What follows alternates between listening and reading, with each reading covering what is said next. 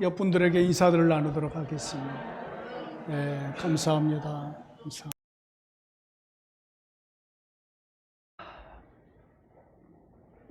중심이라는 말이 있습니다. 중심. 이것이 여기에 이렇게 서 있는 것은 중심을 잡고 있기 때문이죠. 중심을 잡지 못한다면 넘어지겠죠. 우리의 삶이 전부 중심을 잡고 있기 때문에 제가 이렇게 지금 서 있습니다. 내가 중심을 잡고 있어서 이렇게 서 있지, 중심을 잡지 못한다면 그냥 넘어질 것이에요. 앉아 있을 때도 중심을 잡고 있고, 서 있을 때도, 달려갈 때도, 걸어갈 때도 우리는 중심을 잡고 그 모든 일들을 행합니다. 어린아이들은 중심을 잡지 못해서 앉혀놓으면 그냥 옆으로 쓰러지죠. 근데 우리가 중심 잡지 않을 때가 유일하게 있습니다. 누워있을 때. 누워있을 때는 중심 안 잡아도 그냥 가만히 그냥 편안하게 있으면 되는 거지요. 그러나 일어나서 활동하는 우리의 모든 삶 속에는 중심 잡기가 있어야만 됩니다. 저는 오늘 우리 하나님께서 온 세상을 경영하시는 일에 있어서 어떻게 중심을 잡고 일하시는가? 다음 주에는 우리 개인에 대한 중심 잡기에 대한 이야기를 나누게 될 것이에요. 오늘은 우리 하나님께서 온 세상을 이끌어 가시는 중에 어떤 중심으로 이 모든 일들을 이루어 가시는가에 대한 말씀이에요. 그러면 우리의 마음도 하나님께서 중심을 잡는 그 중심 잡는 그것에 우리도 같은 마음을 가져야 되는 것이 지혜로움이겠지요. 여러분, 저와 여러분들의 마음 속에 우리는 중심을 잡을 때에 어떤 사람은, 어떤 힘든 어머니는 아들을 중심을 잡아요. 아들, 딸들을. 내가 이런 약한 마음 먹으면 안 되지. 내 자식들을 생각해야지. 내 자식을 생각해서 내가 끝까지 견디고 살아남아야지. 내 마음의 중심을 거기다가 둔단 말이에요. 내 자식들에게다가 내 마음의 중심을 둬요. 어떤 사람은, 어린아이들은 부모에게 중심을 두면서 살 수 있겠죠.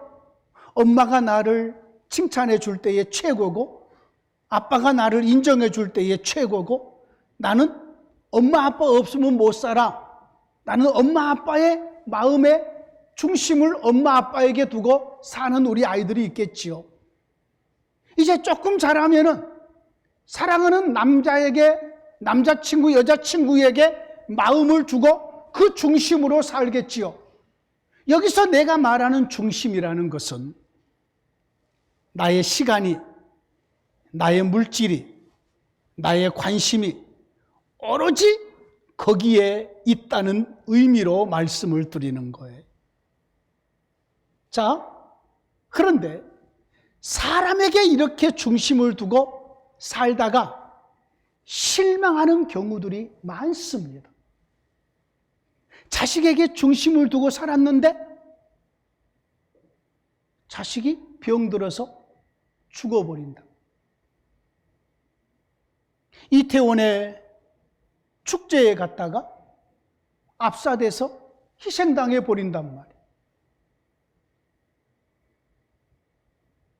여러분, 운전하신 분들 학교 앞에 특별히 정말로 천천히 가야 될 것이에요.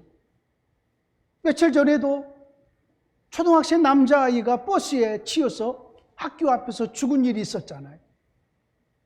물론 운전사는 신호를 다 지켰어요. 그리고 아이가 건너는 것을 보고 브레이크를 밟았는데 눈길에 미끄러져서 그냥 아이를 그대로 치워버리는 일들이 있었던 거지요. 여러분, 이처럼 우리가 사는 사람에게 중심을 잡고 살 때에, 사랑하는 사람에게 중심을 잡고 살았는데 그 사람이 변심해 버려서 나 말고 다른 사람을 사랑해 버리는 경우들도 있잖아요. 그래서 우리의 마음의 중심은 사람이 아니에요. 사람. 우리의 마음의 중심은 우리 주 예수 그리스도인 줄로 믿습니다. 예수님이 우리의 마음의 중심이어야 해요. 그런데 이 부분에 대해서는 제가 이제 다음 주에 또 이어서 말씀을 선포할 것이고요. 오늘은 우리 하나님께서 이 온 세상을 창조하실 때부터 창조하신 세상을 통치하시고 마지막 완성한 하나님의 나라로 완성하실 때까지 우리 하나님께서 누구를 중심으로 이 일을 이루느냐? 역시 예수 그리스도를 중심으로 온 세상을 이끌어 가시는 거예요. 하나님께서 이 세상의 역사가, 창조부터 시작된 역사가 지금까지 수천 년을 이어오면서 이 세상의 모든 역사가 예수 그리스도, 하늘과 땅의 왕 되신 예수님 중심으로 이 세상의 역사가 지금까지 진행되고 있는 거예요. 그래서 역사라는 이 영어 단어가 히스토리예요. 히스토리. 역사를 히스토리라고 그러는데 이것은 두 단어가 합성이 됐다고 말을 합니다. 히스라는 단어와 스토리라는 단어예요. 히스 스토리. 그분의 이야기라는 거죠. 역사라는 것이. 예수 그리스도의 이야기라는 거죠. 그래서 다음 주에 우리가 성탄절을 맞이하게 되는데 예수님이 이 세상에 태어나는 것을 기점으로 해서 지금까지의 그 이전의 역사를 예수님 오시기 전, Before Christ, BC, 예수님 오기 전 몇 년, 예수님 오기 전 100년, 예수님 오기 전 태어나기 전 500년 이렇게 역사를 계수해 가잖아요.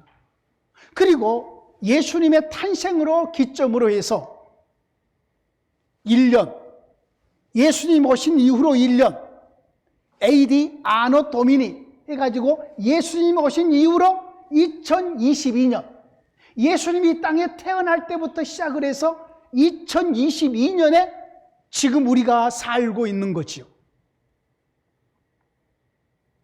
우리 앞에 지금까지 수억 명의 사람들이 살다가 이 세상을 떠났는데 우리 하나님께서는 딱 두 부류로밖에 나누지 않아요. 예수님을 믿는 사람, 믿지 않는 사람.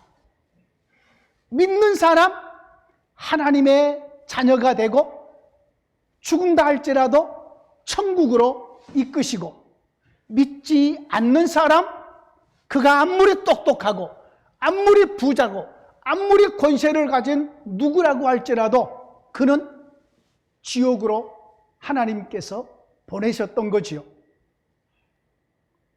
그러므로 이 세상을 하나님이 경영하실 때에 그 중심이 예수 그리스도신 거지. 이 세상의 중심. 창조도 예수님을 통해서 하셨고, 이스라엘 나라를 애굽에서 이끌어내실 때에도 예수님을 통해서 하셨고, 다윗을 골리앗에게서 건지실 때도 예수님을 통해서 하셨고, 솔로몬에게 지혜를 주신 분도 예수님이셨어요. 아직 예수님이 태어나기 전인데요? 그래요. 예수님이 태어나기 전에 예수님은 이미 계셨어요. 따라합니다. 선지하신 예수님. 선지하신 예수님.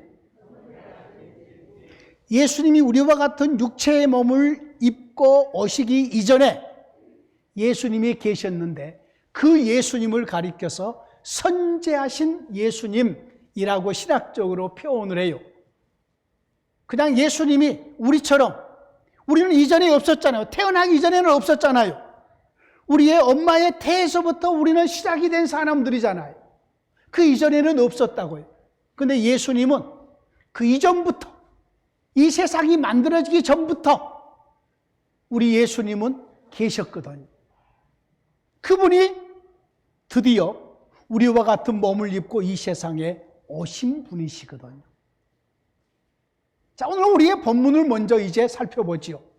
하나님이 기쁜 소식을 전하는 하나님의 천사가 있었어요. 가브리엘. 여러분, 기쁜 소식을 전하는 천사는, 가브리엘은 항상 기쁜 소식만을 전해요. 여러분이 가브리엘과 같은 그러한 줄에 서시기를 원합니다.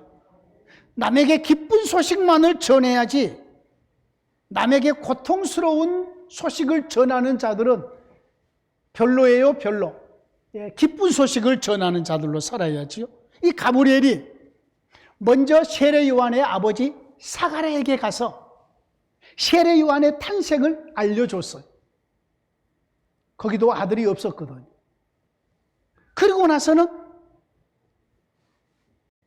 동정녀 마리아에게 찾아왔어요. 나사렛이라는 그 마을에. 이 나사렛은 마리아의 고향이에요. 마리아의 고향. 그래서 마리아, 처녀 마리아, 동정녀라는 말은 처녀라는 말이에요. 처녀. 처녀 마리아에게 찾아왔어요. 이 마리아는 당시에 요셉이라는 청년과 결혼하기로 정혼을 했어요. 약속을 했다고요. 우리나라로 말하면 약혼까지를 해놓은 상황이에요. 마리아에게 찾아와서 은혜를 받은 자여 평안할지어다 라고 인사를 한다고요.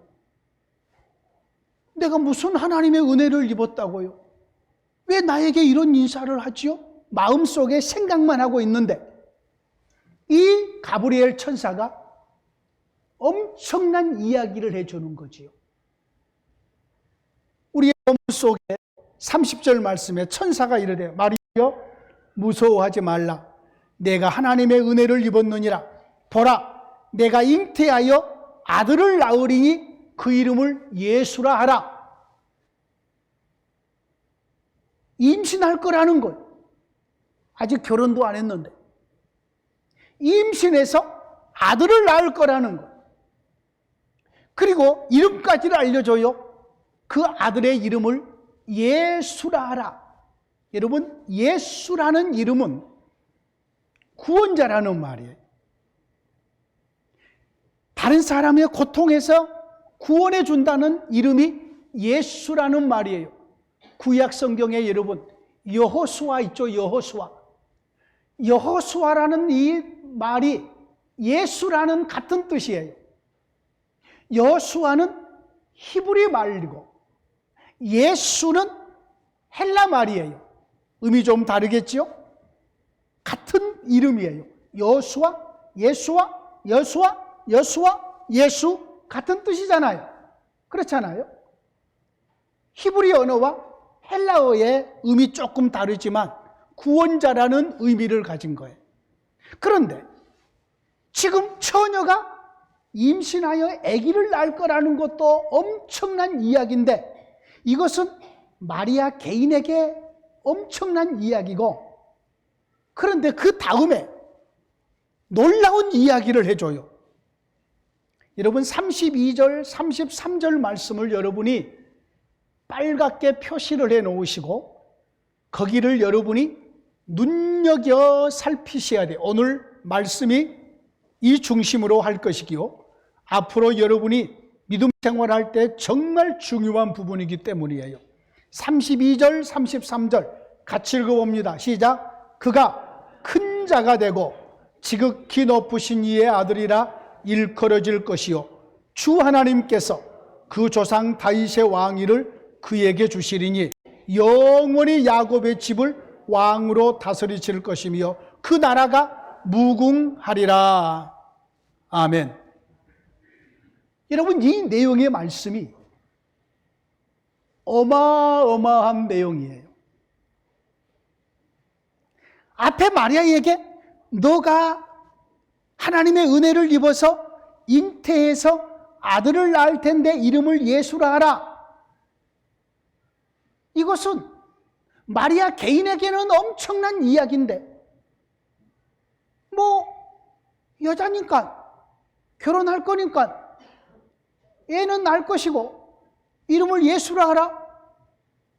어차피 나는 애 낳을 생각을 가지고 있고, 그러지 않겠어요? 마리아는 어차피 나 결혼하면 애 낳을 건데. 그런데 문제가 하나가 있어요.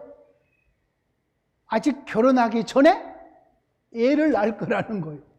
마리아한테는 큰 일이죠. 큰 일이죠. 그런데 그것보다 더 큰 일이 30 그 다음의 말씀이에요. 그 예수라고 하는 그 아이가, 그 사람이 큰 자가 되는데, 큰 자인데 그가 하나님의 아들이라는 거예요. 하나님의 아들이라는 거예요. 그리고 그가 온 세상을 다스릴 왕이라는 거예요. 그리고 그가 그의 나라를 이 땅 위에 영원 무궁하도록 세워갈 거라는 거죠. 엄청난 이야기를 해주는 거예요. 여러분, 우리가 살고 있는 이 세상 속에는요, 어둠의 영들이 활동하는 세상이에요. 하나님이 어떤 일을 하시려고 하면 어둠의 세력은 그 일을 방해해서 하나님의 그 일을 막으려고 해요.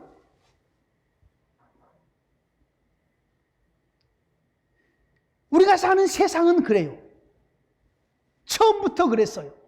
아담과 하와가 하나님의 말씀대로 살려고 결심하고 있는데 사탄이 와서 유혹하고 미혹해서 하나님의 말씀을 버리고 사탄의 말을 따르게 해버리잖아요.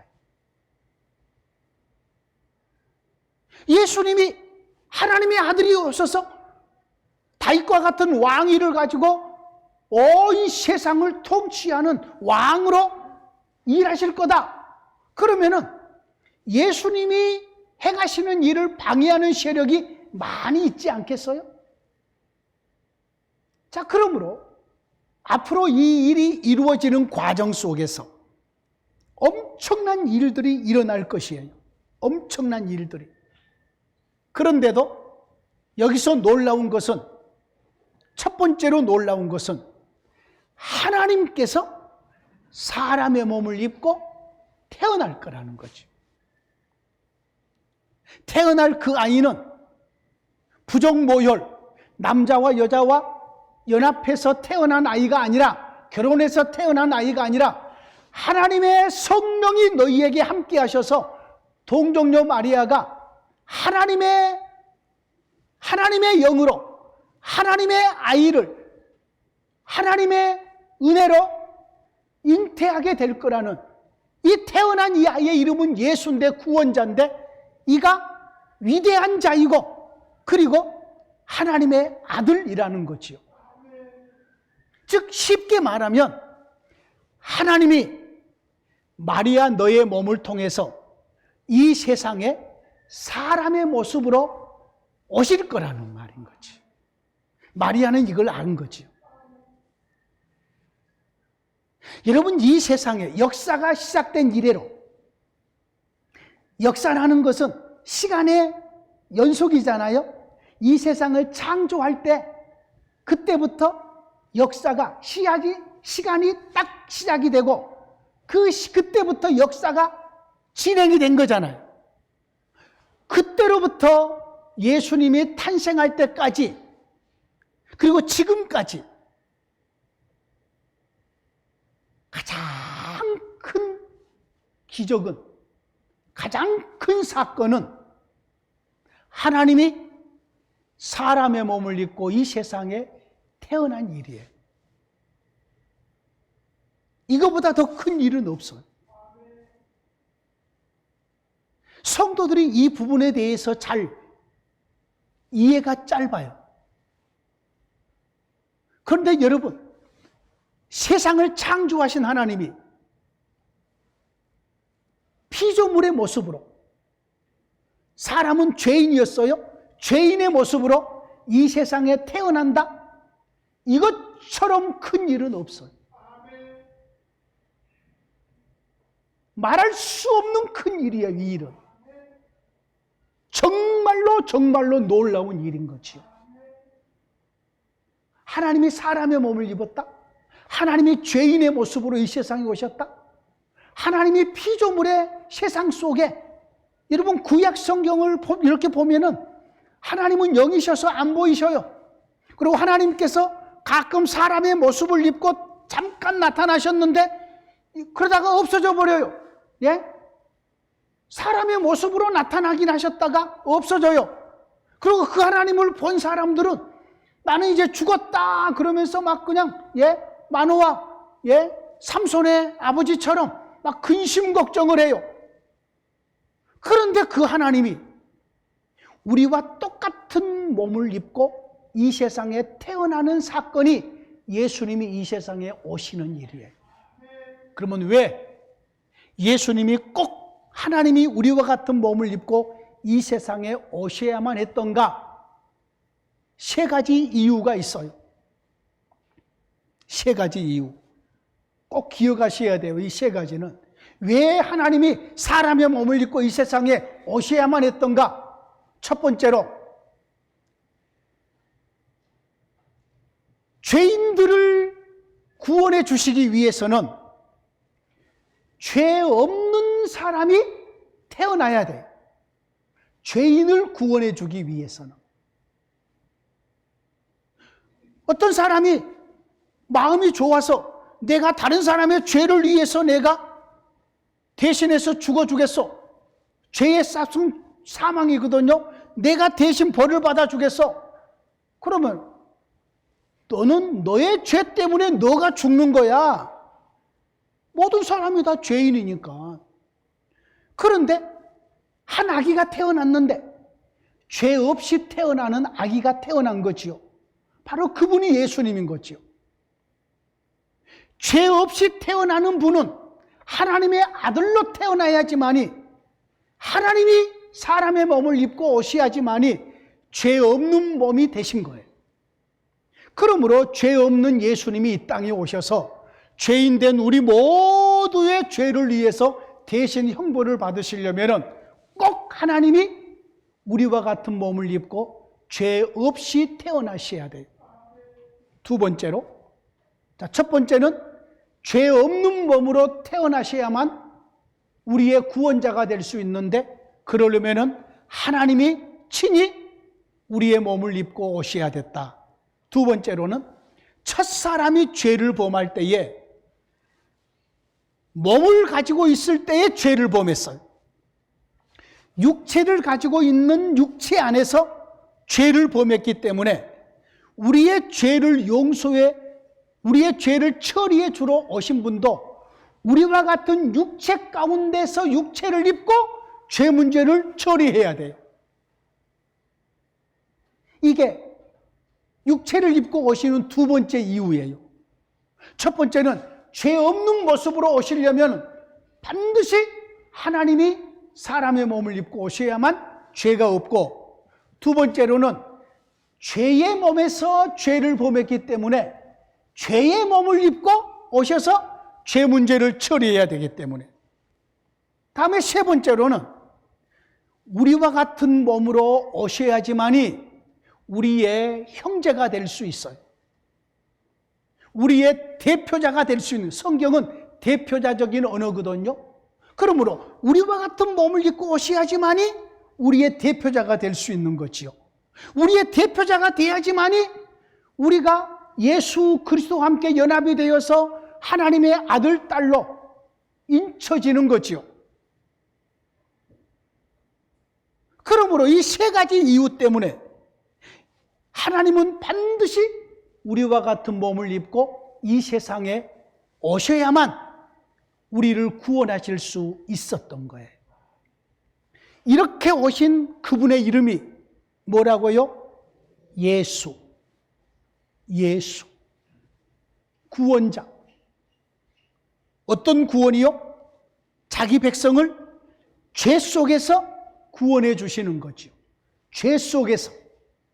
그러면 이 예수라는 이름 속에, 구원자 이름 속에 이미 왕의 개념이 들어있어요.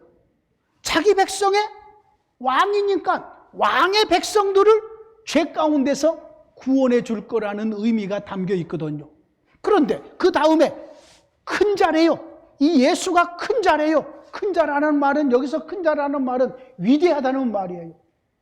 위대하신 하나님이시라. 위대한 또 하나님의 아들이래요. 여러분, 하나님의 아들은 하나님과 동등됨의 개념이에요. 하나님의 아들, 예수님이 하나님의 아들, 곧 하나님이신 거죠.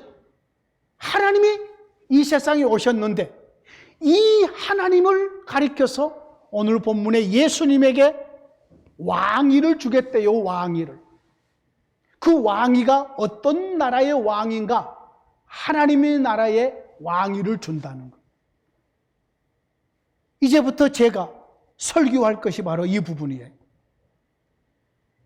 아버지 하나님께서 아들을 이 세상에 보내시고 그 아들을 하늘과 땅의 왕으로 세우시고 온 세상을 이 왕 중심으로, 예수님 중심으로 역사를 이끌어 가시고 하나님의 나라를 이루어 가신다는 사실이에요. 그러므로 다음 주에 있을 성탄절은 왕이 탄생하는 거예요. 왕이. 그냥 한 나라의 왕이 아니라 하늘과 땅의 왕. 본디오 필라도가 예수님께 물어요. 내가 유대인의 왕이냐? 우리 주님이 너의 입으로 말했다. 근데 내 나라는 너가 생각하는 그런 나라가 아니다. 예수님이 생각하고 있는 나라는 온 우주에, 온 세상에 세우실 하나님의 나라를 의미하거든요. 여러분, 처음부터 하나님은 이 세상을 창조하실 때에 하나님의 나라로 창조하셨어요. 하나님의 나라로. 그 하나님의 나라의 왕이 자신의 나라가 죄악으로 망가진 것을 두고 볼 수 없어서 친히 자신의 나라를 회복시키기 위해서 이 세상에 오신 것이에요. 자기 백성의 죄 문제를 처리하시고 자기 백성들의 대표자가 되셔서 자기 백성들의 형제가 되셔서 자기 백성된 우리를 돕기 위해서 예수님이 친히 이 세상에 오심이라고요. 그래서 예수님이 이루실 구원, 예수님이 완성하실 하나님의 나라는 우리가 생각한 것보다 훨씬 더 넓어요. 여러분, 우리는 개인적으로 예수님을 믿으면서 개인적으로 내가 건강해지면, 내 사업이 잘 되면, 내 자식들이 잘 되면, 내가 원하는 어떤 일들이 이루어지면 여기에 우리는 많이 묶여 있어요. 제한적으로 묶여 있어요. 그런데 우리 예수님께서 생각하시고 이루어 가신 일은 우리의 생각을 훨씬 뛰어넘는 하나님의 나라의 완성, 온 세계에 하나님의 나라를 세워가는 그 일에 우리 주님께서는 마음을 쓰고 계셔요. 이런 예수님의 마음을 알고 있는 성도들 중에 또한 선교사들은 자기의 모든 일들을 뒤로하고 예수님과 함께 그 나라를 봉사하기 위해서 아프리카로, 저 미지의 나라로, 저 고통스러운 민족에게로 그들은 자발적으로 들어가요.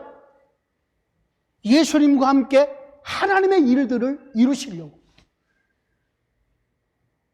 왜냐하면 그 선교사님들의 의식 속에는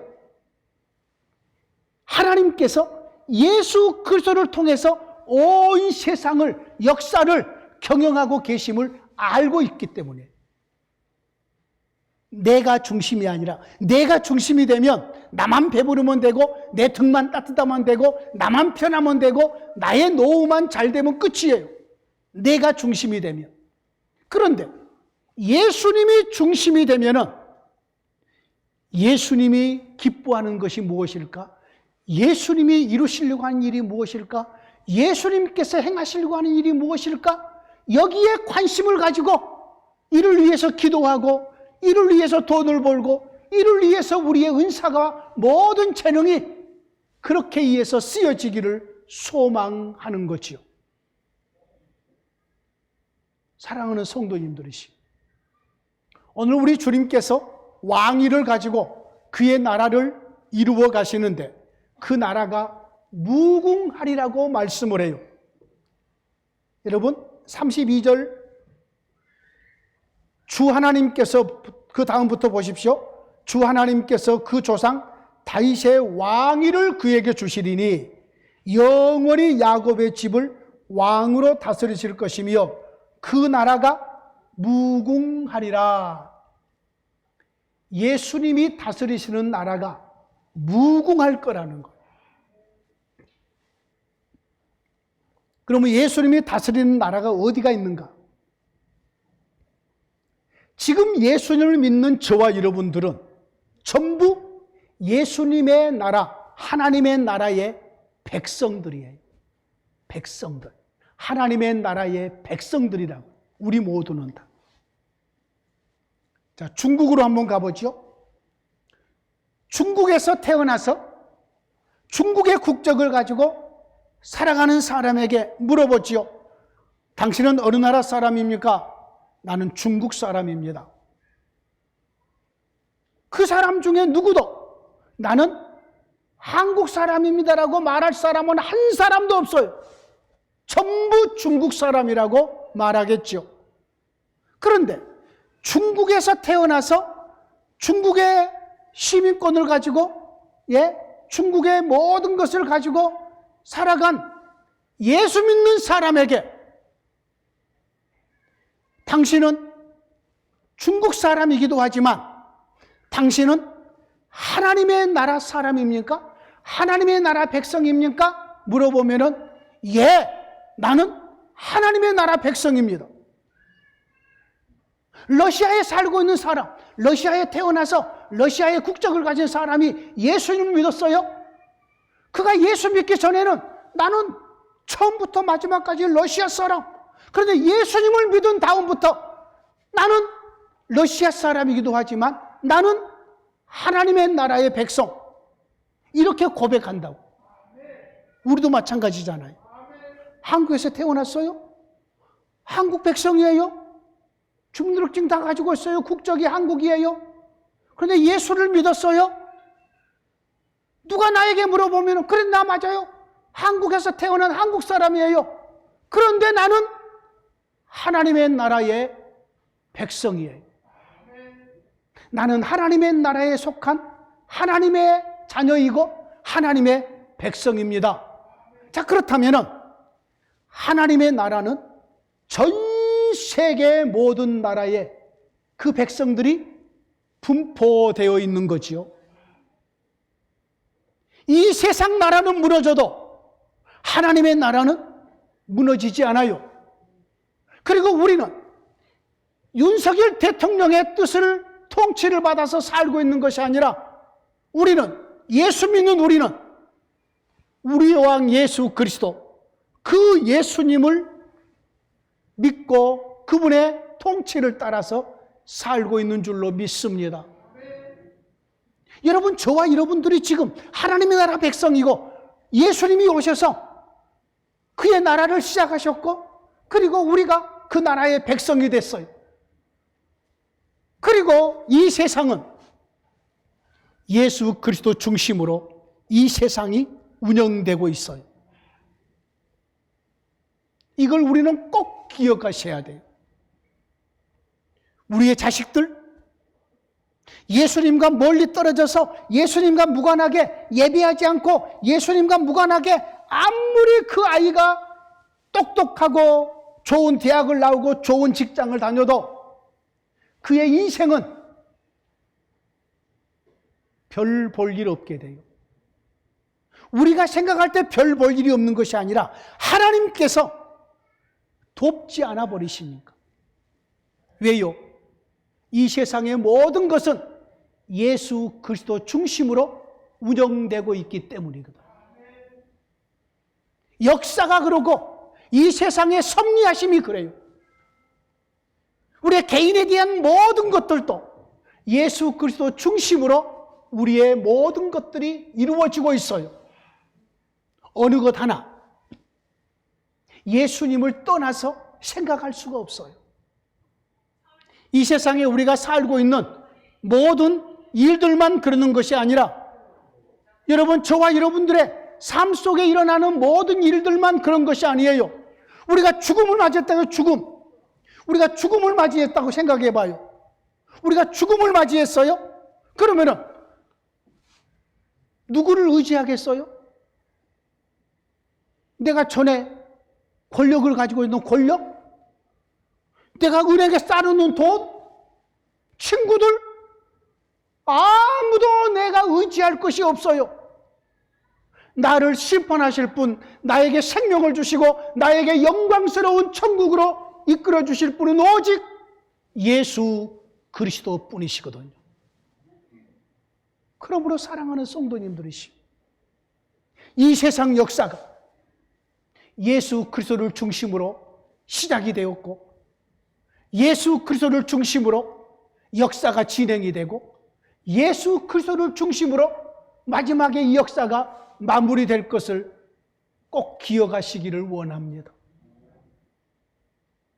또 다른 누가 있나요? 없어요, 없어요. 아무리 찾아보세요, 없어요. 여러분, 저와 여러분들이 그러므로 믿음의 중심을 잡으셔야 돼요. 내가 예수 그리스도를 사랑하리라.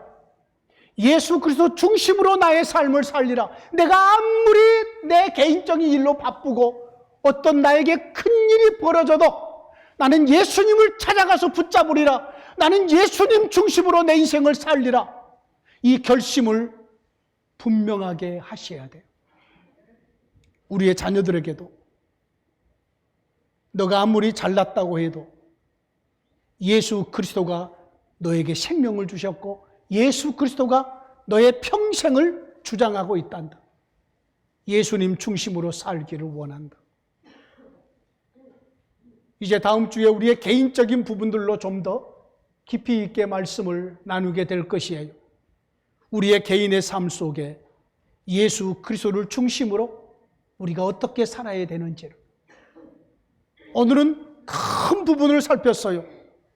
하나님께서 이 세상을 창조할 때부터 예수님을 중심으로 창조하셨고 그래서 예수님이 창조의 중보자이셔요. 이 세상의 역사를 하나님이 주관하실 때에도 예수님을 중심으로 역사를 주관하시고 그래서 예수님의 탄생을 기점으로 해서 이전과 이후의 역사를 분리하시고 또 이 세상의 모든 통치와 모든 이 세상을 섭리할 때에 예수님을 중심으로 하고 계신다. 이걸 생각하면서 앞으로 저와 여러분들이 그 예수님께 집중하고 예수님 중심으로 우리의 온 마음을 드리면서 살아가는 은혜가 있기를 진심으로 원합니다. 하나님 아버지 감사합니다. 이 세상을 창조하실 때부터 예수님을 창조 중보자로 세우셔서 이 세상을 창조하셨고 창조한 이후로 이 세상의 모든 것을 주관하시고 통치하시는 그것도 예수님을 통해서 이루신 아버지요. 친히 이 땅에 육체의 몸을 입고 오셔서 이 세상에 자기 백성의 죄 문제를 처리하시고 이제는 교회를 세우시고 주님의 영광스러운 나라를 세워가는 것도 전부 다 주님 중심으로 이루어 가신 줄로 믿습니다. 역사의 시작이 되시고 중심이 되시고 끝이 되신 예수님을 우리가 온전히 의지하고 그 예수님을 사랑하고 예수님을 경외하고 경배하게 하옵소서. 예수님 이름으로 기도하옵나이다. 아멘. 122장을 찬양합니다.